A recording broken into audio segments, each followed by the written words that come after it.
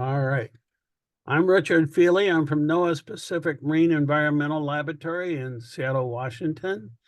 And Nina Bednarsek's from Oregon State University. And together we're going to talk a little bit about the background of ocean acidification and how and why the Pacific Northwest is one of the most sensitive areas in the world for ocean acidification.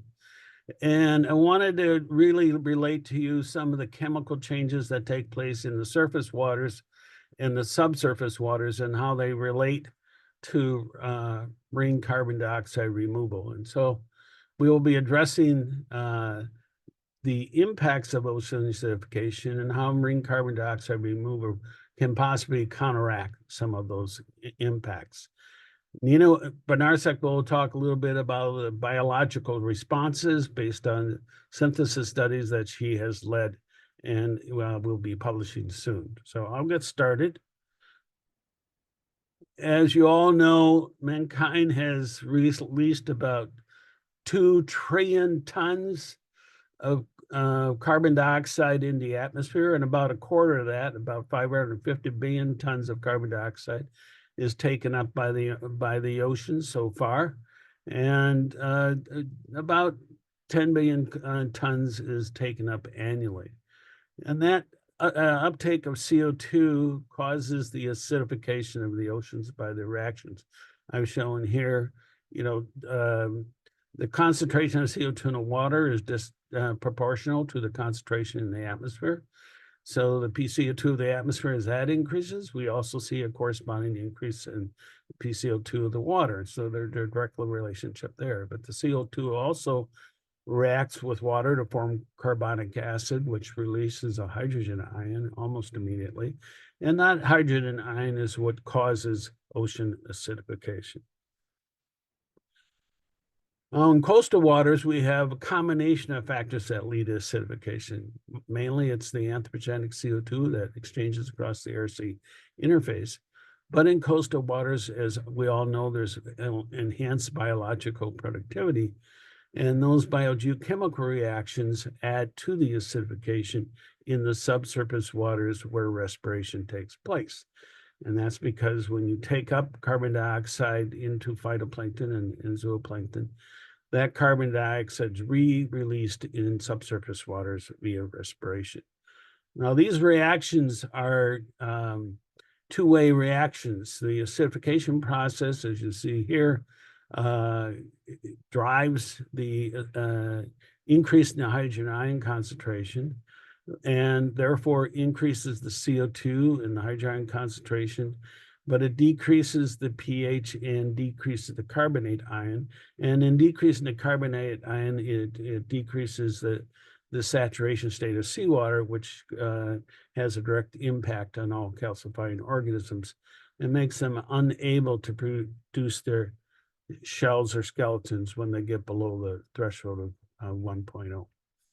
So the acidification process, the process that's on the left, and if you add ocean alkalinity, the process reverse. So the reverse reaction would be adding carbonate ion or hydroxyl ion, and that would then reverse all these reactions. You therefore would raise the pH and lower the PCO2. So that's the fundamental reactions that we're concerned about.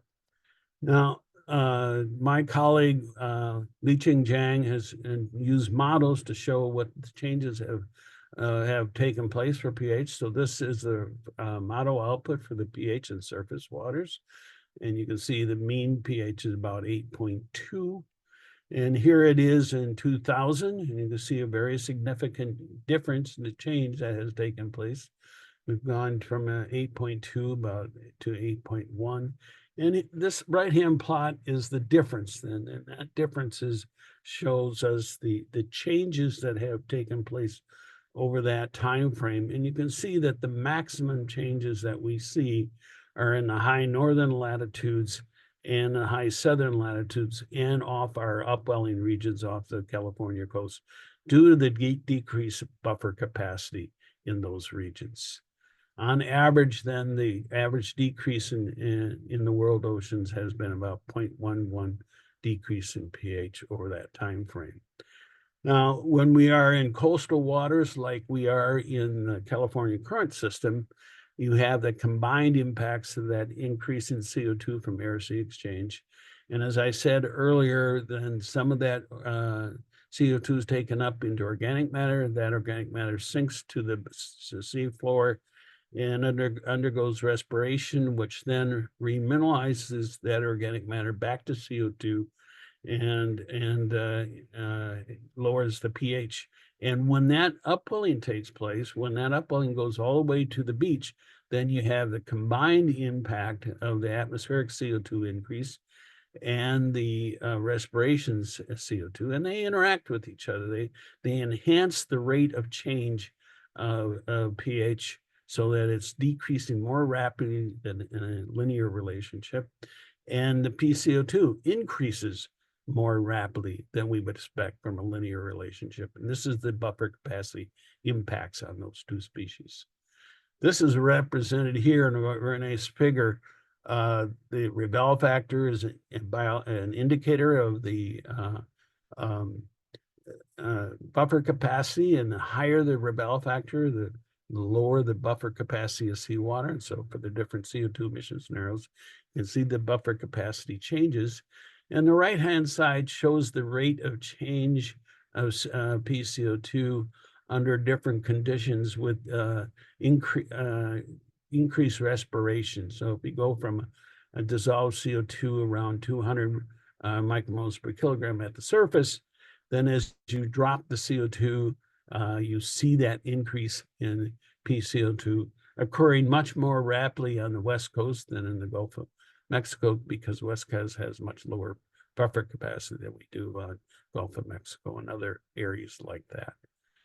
So what that means is our area is tremendously susceptible to changes in acidification due to these combined impacts.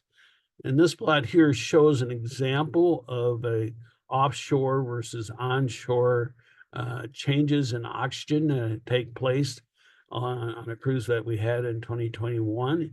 And this is just demonstrating that actual respiration signal decrease as you come on shore, and in the bottom waters, you see much lower oxygen than you do offshore. And that's due to that enhanced respiration, which occurs in the spring, summer, and early fall. Now, there's a one-to-one relationship between the decrease in oxygen and the change in pH. And this plot shows this very nicely, showing that respiration signal working. So in the bottom left-hand corner, you see the respiration. You can see the tight correlation between pH and decreasing oxygen. So the lower the oxygen, the lower the pH. But it's a very tight relationship, and it can be quantified and put into models. In the top right-hand side, you can see the air-sea exchange process take place, which is a little bit noisier, but it has the same overall effect.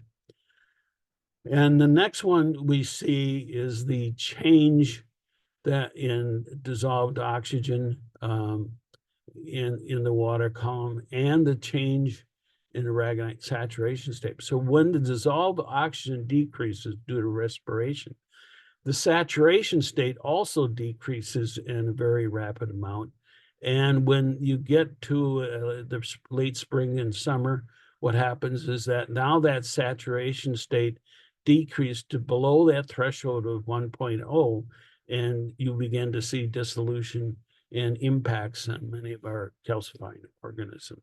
So it's that combined effect of this CO2 increase and the respiration that causes the system to go below those thresholds. And this plot here shows the anthropogenic CO2 in the surface waters on the left and in vertical distribution.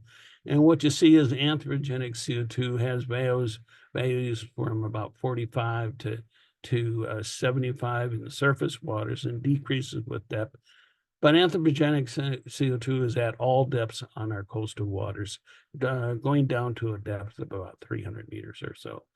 The middle graph shows a very nice plot from Arroyo et al. showing the change in PCO2 from pre-industrial with depth in the water column in our region. You can see there's a very small difference between the pre-industrial in black and the cyan for the modern day. But as you go deeper and deeper in depth, the PCO2 increase is much larger than it was at the surface. Same thing with the pH. The pH decrease will be much larger as well. So we have more impacts in the subsurface waters, in our coastal waters, where most of the biological organisms are interested in it, than we do at the surface. So the acidification is much more rapid, and the chemical changes is much more rapid at depth. This is just a movie that shows the penetration of anthropogenic CO2 in coastal waters from south to north. And you can see that penetration going down, increasing levels at the surface, but going down to depths of about 200 to 300 meters. Now, when we have respiration occurring in the spring and summer, we can actually monitor it very nicely with the mooring data that we have. For example, the Chabon mooring. These are profiles of the distribution of oxygen at the Chabon mooring site through the course of the summer. And when you have an upwelling event, about 10 days to 2 weeks later, you see this huge respiration signal in the middle water column and in the bottom water column. And these signals are right after the tremendous upwelling impact and productivity, with the respiration signal following about 10 days to 12 to 14 days later. And we see this builds up through the summer, and the bottom waters get more and more depleted in oxygen. So when we start looking at our chemical data and seeing what the overall impact is, we can see that we have the same impact that we showed you earlier with on shelf, the high PCO2s that are related to this respiration signal and the anthropogenic signal combined. Shows 300 to 400 microatmospheres higher PCO2 in the bottom waters on the shelf than we see off the shelf. And correspondingly, in the center figure, you can see a corresponding decrease in pH. And that decrease in pH is down to levels less than 0.16 pH decrease, whereas at the surface, you remember, it's at 0.11 decrease. So those subsurface waters have an increasing change in pH that's more dramatic than at the surface. So this is how that acidification works in the subsurface water. Remember, a pH change from pre-industrial 0.2 exceeds the EPA water quality criteria for pH changes. So we're seeing very clearly here, getting very close to that water quality criteria change that take place. And this is the water quality criteria for the state of Washington. Similarly, off the coast of Copalis Beach, we have another group of data sets showing pretty much the same overall impact. Very high PCO2 change in the near bottom waters and in the subsurface waters, and a corresponding very large change in decrease in pH, in this case of about 0.15 or so, or a little bit higher than that. So very similar changes occur along our entire coast. And so what the impact that has is it causes the shoaling of that 1.0 aragonite saturation horizon with time. And this shows from our original work in 2007 to our most recent cruise in 2021, the shoaling of that aragonite saturation horizon closer and closer to the surface. It shows at a rate of about 1 to 2 meters per year. And you can see along our coastal region, very dramatic changes over time as that shoaling gets closer and closer to the surface. So that means that it reduces the habitat for many of these organisms that need to have a saturation state greater than 1. And this is an example that the left-hand side is the pre-industrial situation, and the right-hand side is the situation in 2021. And we can see then that migration of that saturation horizon towards the surface caused a reduction in the habitat for many of these organisms. And this final slide shows that difference between the two, showing exactly the reduction in habitat, which amounts to about 45,000 cubic kilometers over our entire California current system. We'll just remind you again that the changing chemistry that is due to acidification can be counteracted by ocean alkalinity enhancement by adding carbonate ion or hydroxyl ion, and therefore reversing those reactions and increasing the pH and lowering the PCO2. So this is where we are right now, and here's the basic chemistry of ocean alkalinity enhancement. This is from a recent paper by Schultz et al. And it shows you what happens when you add 1,000 micromoles of alkalinity to the water column, beginning at present day conditions.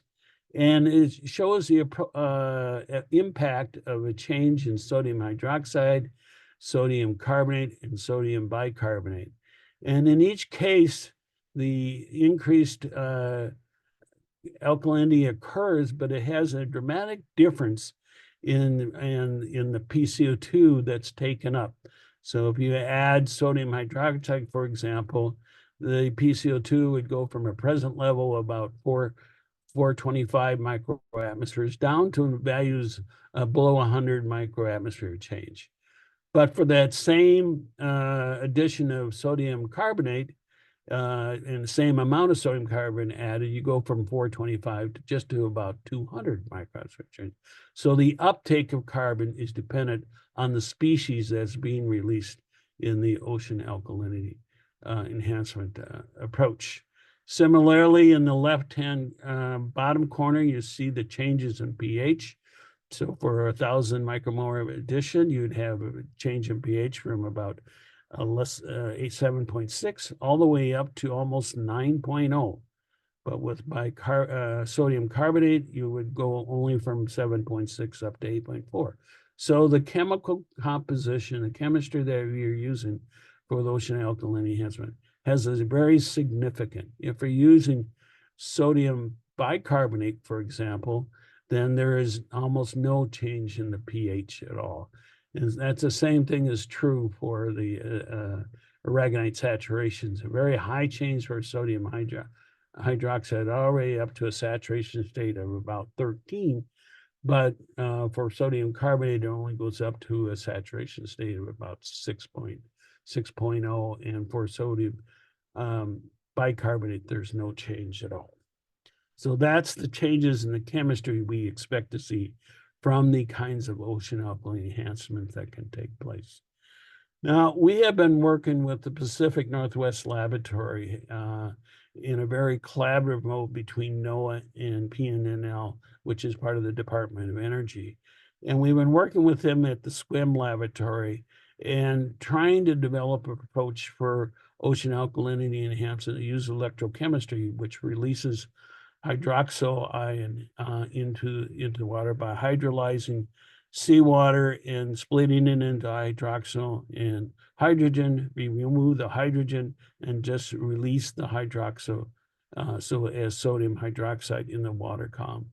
And what we've done is run some model experiments to see what a release would have under those circumstances. And these are some of the most recent results that have been shown by Kangahar and colleagues in Environmental Research Letters in 2024, just published this past summer.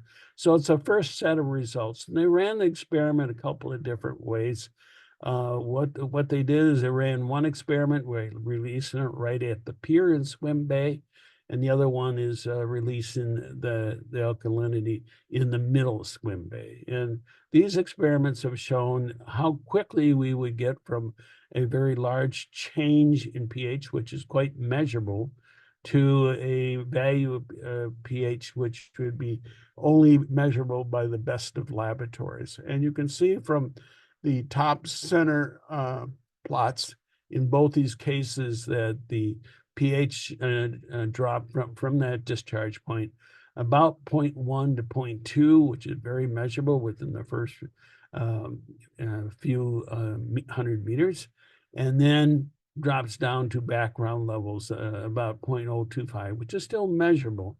A few kilometers away. The entire bay is about 12 square kilometers. So it's a very small embayment on a swim, but it does give you a sense of the changes that would take place. In the bottom two panels, it shows the change in PCO2 that would be expected to occur in the water. And again, near the injection site in A at the pier itself, you would see PCO2 changes up to about 400 microatmosphere changes, very measurable changes. But as soon as you get farther and farther away, the PCO2 changes fairly dramatic to less than 10 or so. And in both kinds of experiments, the mid-region experiment shows very similar changes as well, with a very dramatic injection increase, but then getting back close to natural background levels within a few kilometers. So this is the kind of expectations we have. This is for a very modest injection, the kind of injection that they've been developing at the PMEL laboratory and the test facility. And what it shows that for the level of injection, about 160 moles of alkalinity per year, we would take up about 3 moles per meter squared of CO2 on that basis. This last slide, and then I'll turn it over to Nina Bednarsek, just as a good reminder from the Bush and McElhenney 2016 paper of all the species that we have studied up to that point in time that shows negative impacts to ocean acidification. These are mostly calcifying species, but also fish and other organisms, zooplankton. We're now finding out that krill are affected and pteropods are affected, the food sources for many of the organisms, many of the fish organisms. And so the whole ecosystem would be impacted. So what we have been looking into is using that same acidification results that we have done in the laboratory in order to anticipate what kinds of impact we might expect to see from ocean alkalinity enhancement. And then with that, I'll turn the discussion over to Nina Bednarsek, and we can go from there.